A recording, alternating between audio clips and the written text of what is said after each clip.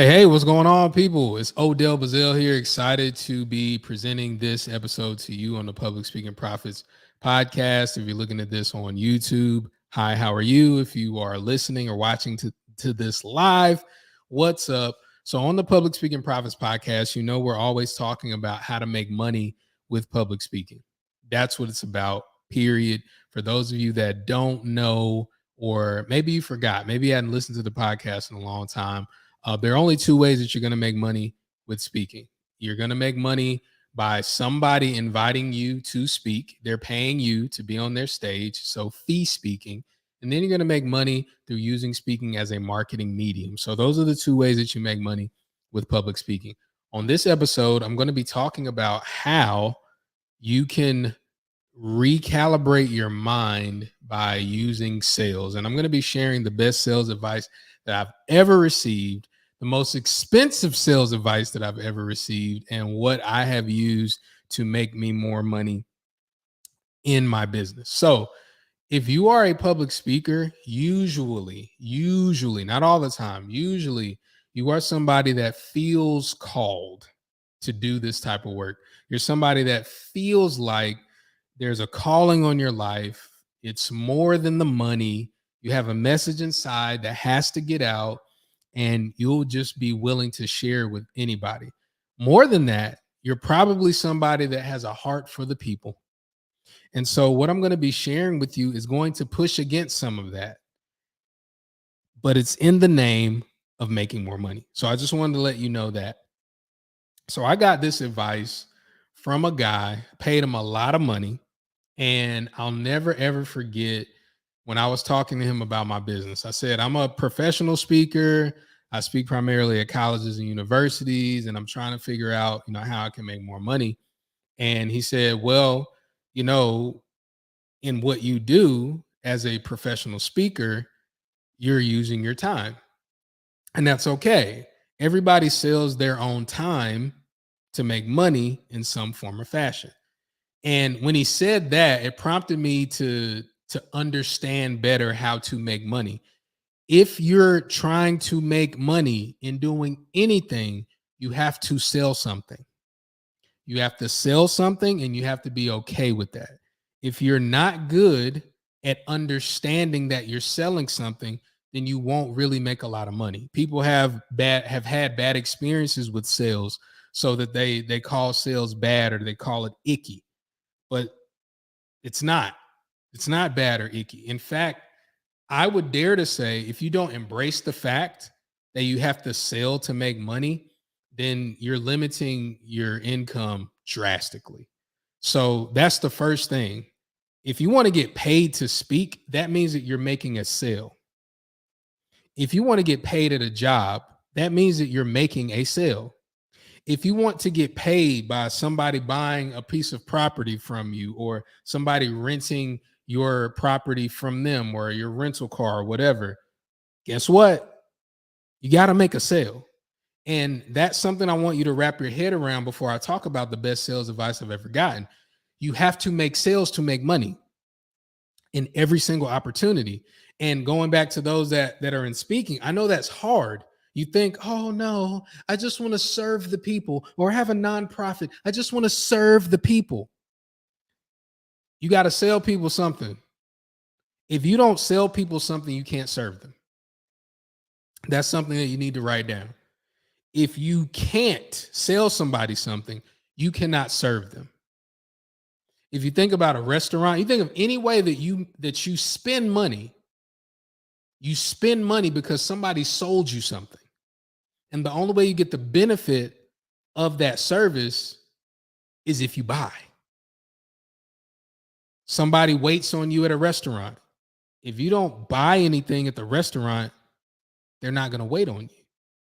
So I need you to fundamentally shift the way you think about making money. You have to make sales to make money. Okay? Just wanted to spend a couple of minutes doing that. I know it's a hard lesson to learn. A lot of people don't get it because that's not what we're taught. But whenever you are applying for a job, that application is a sales letter. You're writing your name, you're writing this, you're writing that. Maybe there's a cover letter. It's a sales letter every time. So now that we have that out the way, the best sales advice that I've ever gotten, and I'll never forget it and I'll always use it, is people that buy stuff are more likely to buy more stuff. That's the first part of it. People that buy stuff are more likely to buy more stuff. So now that you get that and understand it, here's the advice. You ready? It's going to blow your mind. Find people that buy stuff based on what you offer and offer them what you sell. That blow your mind? Let me say it another way. Maybe I said it too fast. Find people that buy stuff and you sell them the stuff that they buy. More specifically, find people that buy what you offer and just sell them what you offer. It sounds simple. It sounds a little too simple, but always remember that success is a study and a mastery of the obvious. So what do I mean by that? I'll use it in my world as a professional speaker. If you happen to be listening to this and maybe you're not a professional speaker, or maybe you're not even in sales like that, you're just interested, you'll get it. So as a speaker, my buyer is somebody that plans an event that needs a speaker. So it would behoove me, and it would make it a whole lot easier for me to find people that have planned events before, that hire speakers, and try to get them to hire me. Still too simple? I'll say it this way. If somebody likes to read, you're more likely to sell a book to that person than somebody who doesn't like to read. Now, how do we use this practically? What does this look like as it relates to public speaking profits? Remember, there are only two ways to make money in public speaking. Somebody brings you in to an event that they're planning, and they pay you to speak at that event. The other side is you're marketing a product or a service, and you bring people together, and then after your presentation, you sell them something. That's it. There are, of course, variations and nuances, but that's basically it. So on the side, if you're a fee speaker, maybe you want to get paid at colleges or companies or whatnot, spend most of your time researching, trying to find where the people that pay speakers are assembled already. Find where they're already congregated, where they're already gathered. Then go there, join the conversations, join the forums, join the groups, figure out what it is they're looking for, and then tap them on the shoulder, raise their hand and say, hey, I think I got what you're looking for. That's it. If you want to get paid to speak on somebody else's stage, if you want to sell something to a group of people and you want to create your own event, that's also simple. You figure out what people are already attending events for. So if you're a single mom and you know that you've already spent money on a homeschool curriculum or something like that, you could have an event where you talk about homeschool curriculum. You know what I mean? So figuring those things out is what a lot of people skip. What they go to immediately is, oh, I'm good at this. I'm cute. I'm nice. I have a great message. I have a great story. And when I put this thing out here, somebody is going to find it. And if you do that in high enough numbers and you pay for that type of attention, yeah, somebody will find it, but it won't be systematic. And so you have to figure out, where are these people? And I'll just give you a couple of tips for those of you that are here listening. The first places, social media. Oh, social media, no, the algorithms, blah, blah, blah. People still here. People are still here. They're still on social media. Think about how many times you check social media every single day. So many to count, isn't it? You're on there. If you are somebody that is selling a product or a service to a business, more than likely, LinkedIn's going to be the place for you. More than likely. If you're selling something to a consumer, somebody that is an individual, they have their own bills and you're trying to get money out of their pockets, you will go to an Instagram, you will go to a Facebook, you will go to those platforms because that's where they are. You go to a YouTube. So just figuring that part out is huge because you know that they're already gathered there. Then once you figure out that they're already gathered there, you figure out, how do I engage with these people without being a weirdo or a jerk? Let's see. I could just send them a random DM. You could do that. Think about how that works out for you, though. Think about it. Send random DMs. If somebody sends you a random DM, think about how that works for you. This goes back to the advice that I gave earlier when it comes to sales. If you resist sales, if you reject sales, it's going to be darn near impossible for you to sell because you're always going to be thinking that, oh, I'm offending somebody. Oh, I don't want to. No, I don't. If you always have that running through your subconscious, you're not ever going to sell anything.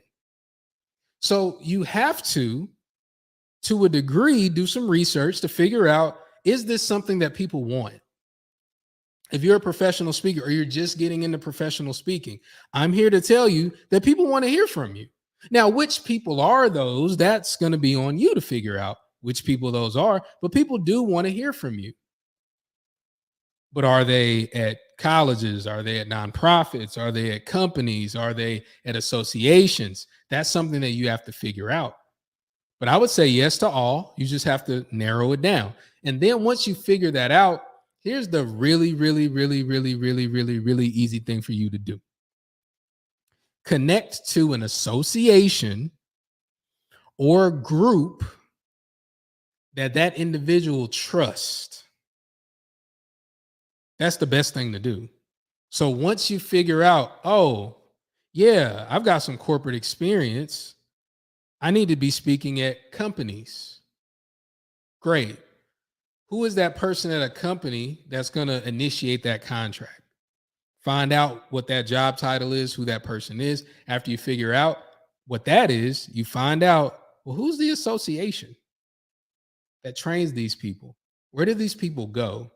Go to that person's website or that group's website. Find out if there's a membership or something. Find out if there's an event or something. Find out if they have virtual events. Find out where they are on social media and engage. Spend about a week or maybe 2, depending on how active they are online, and just reach out. Just like their comments. Message the founders and say, hey, this is who I am, et cetera, et cetera. It's so much easier when you have insight from an association when you're going to individuals. Specifically, if you don't have any social proof or evidence that proves that you actually know what you're talking about. And that might sound a little harsh, but if you're getting into a new group, a new business or something, you probably don't have a lot of evidence. I train a lot of speakers. They're really good at what they do. They're really nice, but they don't have any evidence. So the best way to get evidence is to get transferred trust from a group already. So that's one of the things that I do with my business. I have an association called NAMCA, the National Association of Masterminds for Co-Curricular Advancement. We have hundreds of higher ed professionals in our network. It's an association that I built. I've been speaking at colleges for 15 years as of this recording. So a lot of people in the space, they trust me.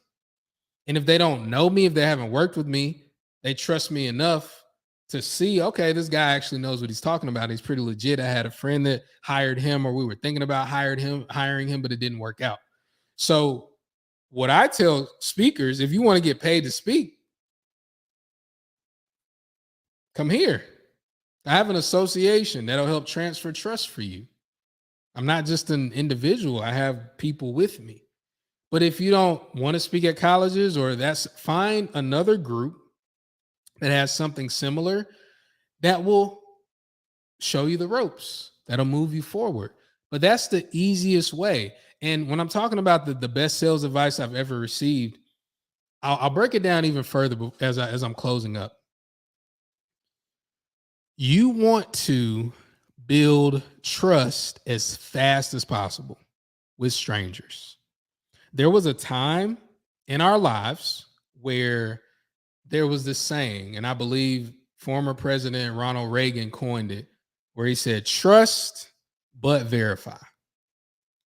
Trust but verify. Some of y'all know what I'm talking about. You've heard that before. Trust but verify. So with that, with trust but verify, we can't do that no more. That's not the world we live in anymore. When he said that in the 80s, it was cool. You could pick up a hitchhiker and probably not get murdered. Or maybe they were just starting to murder people. I don't remember. I was born in the 80s, so I'm not sure. But you could do things then that you can't do now. There was a such thing as IOUs, where you actually go into the store. My grandma told me about this. You would go into a store and you didn't have the money on you.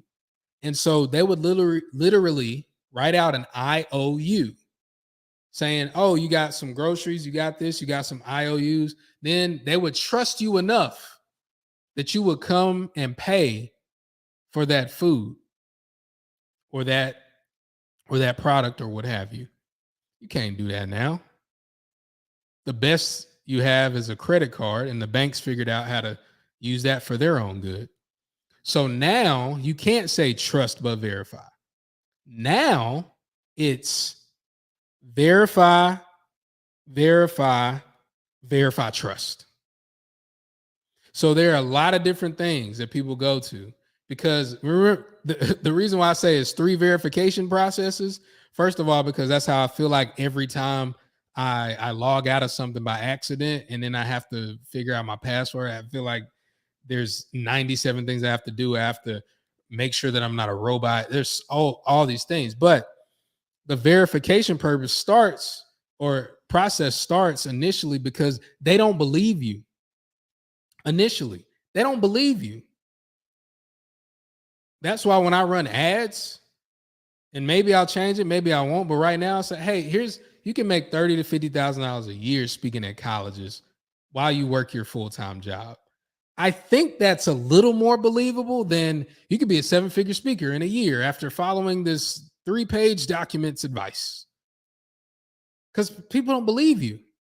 So there's that first verification. They don't believe you. So after they believe you a little bit, then they go to the second verification. Let me find out if this person lying somewhere else. So then they look you up online and they go through your social media, and maybe they even Google your name if they're trying to really figure out. They find you on social media, add you on social media. This gal says that they're married. Are they really married? They really love their spouse? Is it a play? I don't know. So that's the second verification, where they find out that you're a real person. Then the third verification is, okay, they seem like they know what they're talking about. Let me kind of wait back just a little bit to see if they're consistent. So they want to verify your consistency. Are you consistent? Are you really about that? Let's see. And then if they see you're consistent, then they'll lend you a little bit of trust, maybe enough trust to pay you. That's how it works now. There are different things that you can do to put things in action to make that process go faster, but nobody believes you. Odds are, if this is the first time you're hearing me or the first time you're seeing me, you probably don't believe me either. You're like, why did my best friend send me this link to this guy's podcast, or this guy? Who is this guy? And if you're watching on video, you're thinking, okay, he's got on a Martin hat. Does he like the show Martin, or is he just trying to act like he's down? There's so many different things that are going to go through your mind. But the best way is to test with free or low ticket stuff for you to trust people. So on the other side of that, you want to give people that opportunity. Hey, come for free. For those of you that are interested in speaking at colleges, I have a free training I do every week. It's usually done on Thursdays. If you're interested in that, you can come to the free training. You can see what I'm about. You can test drive what's going through. So you can go through the verification process a few times. But I ended up by saying this: the best sales advice is to go where people that buy stuff are already gathered. And by buying stuff, there are people that are already buying the stuff that you want to sell. They're already gathered.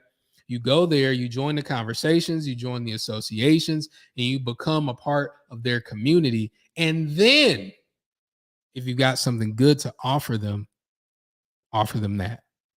Hope this helped you. I hope this was something that's positive for you, that's going to save you some time, save you some energy, save you some frustration in sales. Make sure that you plug into the Public Speaking Profits podcast. You can go to Public Speaking Profits podcast or publicspeakingprofits.com. Excuse me. Go to publicspeakingprofits.com and you'll see more information about what we do. And you can even download our free web class. Can't wait to see you there. But most importantly, I can't wait to see you at the top, not from the top. Take care.